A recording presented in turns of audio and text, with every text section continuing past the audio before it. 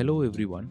Have you ever wondered how factories protect thousands of workers every day while ensuring productivity, safety, and legal compliance?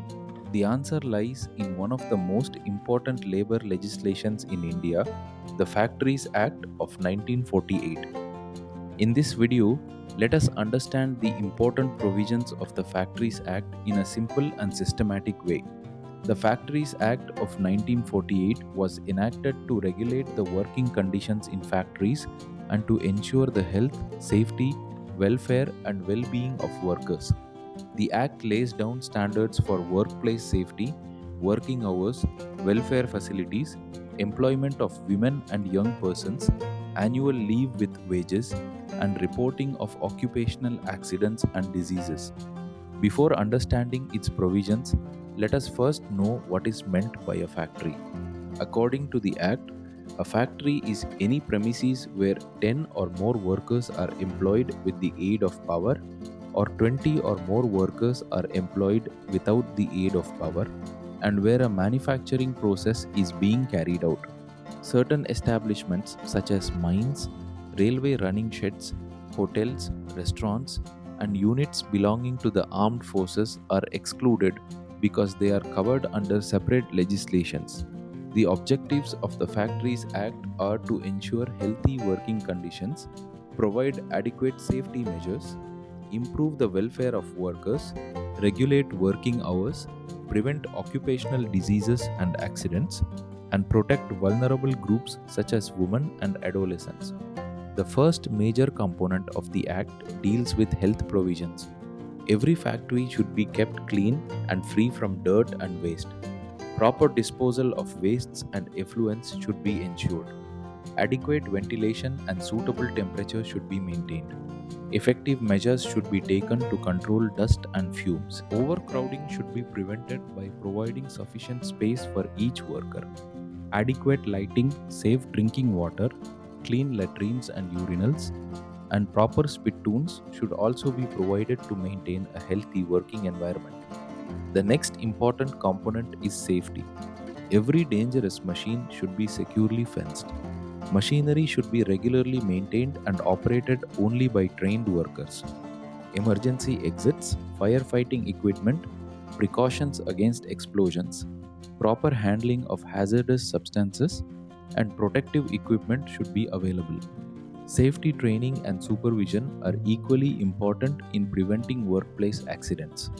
The Act also emphasizes ergonomic principles by ensuring that the workplace is designed according to the physical capabilities of workers. Proper workstations, suitable tools, and safe working methods reduce fatigue, improve efficiency, and prevent musculoskeletal disorders. Now let us understand the provisions regarding working hours. An adult worker should not work for more than 48 hours in a week and not more than 9 hours in a day. After 5 hours of continuous work, there should be a rest interval of at least half an hour. The spread over of work, including rest intervals, should generally not exceed 10.5 hours in a day, although it may be extended up to 12 hours with the approval of the Chief Inspector. Every worker is entitled to one whole day holiday every week, usually Sunday. Overtime work beyond 9 hours per day or 48 hours per week must be paid at twice the ordinary rate of wages. The Act provides special protection for women workers. Appropriate safety and welfare measures should be ensured. Under the original provisions of the Act, women were generally not permitted to work between 7 in the evening and 6 in the morning. Although later amendments by individual states have modified these provisions subject to adequate safety measures. Young persons are also given special protection. Children below 14 years of age cannot be employed in factories. Adolescents between 15 and 18 years may work only after obtaining a certificate of fitness from a certifying surgeon. Their working hours are restricted and they cannot be employed in hazardous occupations beyond the prescribed limits. One of the most important chapters of the Act deals with welfare facilities. Every factory should provide adequate washing facilities and facilities for storing and drying clothing. Suitable seating arrangements should be provided for workers who are required to stand for long periods. Every factory must maintain at least one first aid box or cupboard for every 150 workers, with one trained person in charge. Factories employing more than 250 workers must provide a canteen. Factories employing more than 150 workers should provide shelters, restrooms, and lunchrooms where workers can rest during breaks. Factories employing more than 30 women workers must provide a creche for children below 6 years of age. Factories employing 500 or more workers are required to appoint one or more welfare officers to look after the welfare of employees. Annual leave with wages is another important benefit provided under the Act. A worker who has worked for at least 240 days in a calendar year becomes eligible for paid annual leave. Adult workers are entitled to 1 day's leave for every 20 days of work performed. Child workers are entitled to 1 day's leave for every 15 days worked. Unused leave may be carried forward, subject to the maximum accumulation permitted under the Act. The Act also provides for notification of occupational diseases and accidents. Serious accidents, dangerous occurrences, and notifiable occupational diseases must be reported promptly to the prescribed authorities. This helps in surveillance, investigation, compensation, and implementation of preventive measures to avoid similar incidents in the future. Factories engaged in hazardous manufacturing processes are subject to additional safeguards.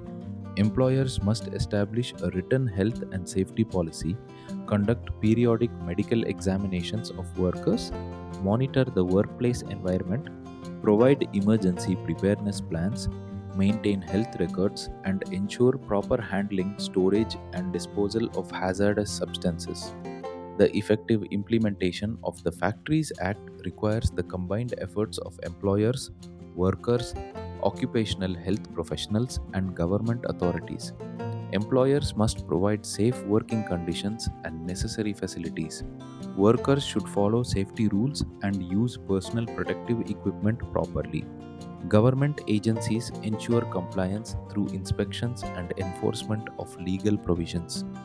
To summarize, the Factories Act of 1948 is one of the most important occupational health legislations in India.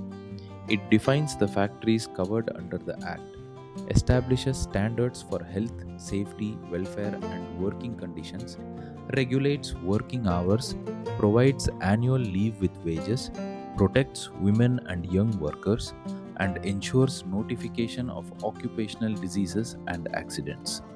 By implementing these provisions effectively, the Act promotes safer workplaces, healthier workers, and improved industrial productivity.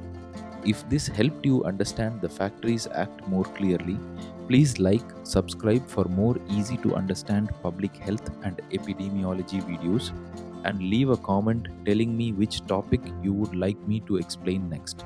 Thanks for watching, and I will see you in the next video.